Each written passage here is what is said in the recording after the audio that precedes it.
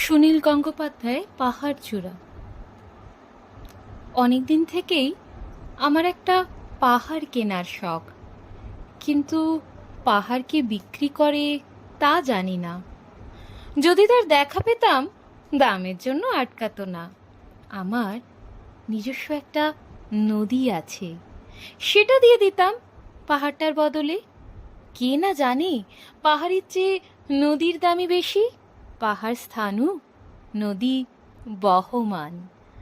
তবু আমি নদীর বদলে পাহাড়টাই কিনতাম, কারণ আমি ঠকতে চাই। নদীটাও অবশ্য কিনেছিলাম একটা দ্বীপের বদলে।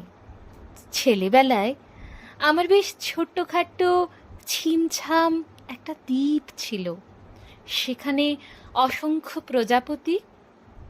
শৈশবে দ্বীপটি ছিল দ্বীপটি ছিল আমার বড় প্রিয়।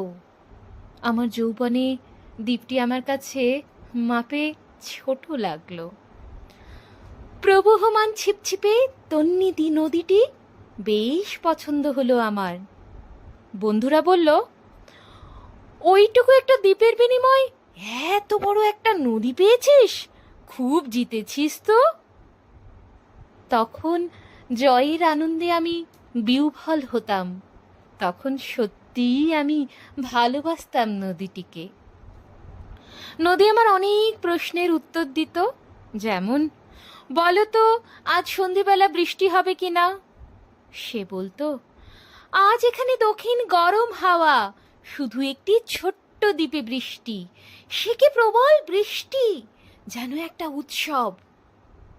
আমি সেই দ্বীপে আর যেতে পারি না, সেই দ্বীপে আর যেতে পারি না। সে জানতো, সবাই জানে, শৈশবে আর ফেরা যায় না।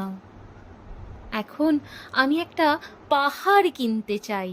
সেই পাহাড়ের পায়ের কাছে থাকবে গহন অরণ্য, আর আমি সেই অরণ্য পার হয়ে যাব।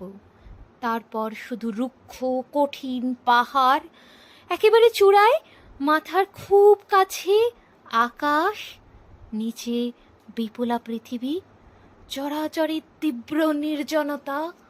আমার কণ্ঠস্বর সেখানে কেউ শুনতে পাবে না। আমি স্বর মানি না, তিনি স্বর মানি না, তিনি আমার মাথার কাছে ঝুঁকে দাঁড়াবেন না। আমি শুধু 10 দিককে উদ্দেশ্য করে বলবো, প্রত্যেক মানুষই অহংকারী। এখানে আমি একা, এখানে আমার কোনো অহংকার নেই। এখানে জয়ী হবার বদলে ক্ষমা চাইতে ভালো লাগে। হে 10 দিক, আমি কোনো দোষ করিনি, আমাকে ক্ষমা করো।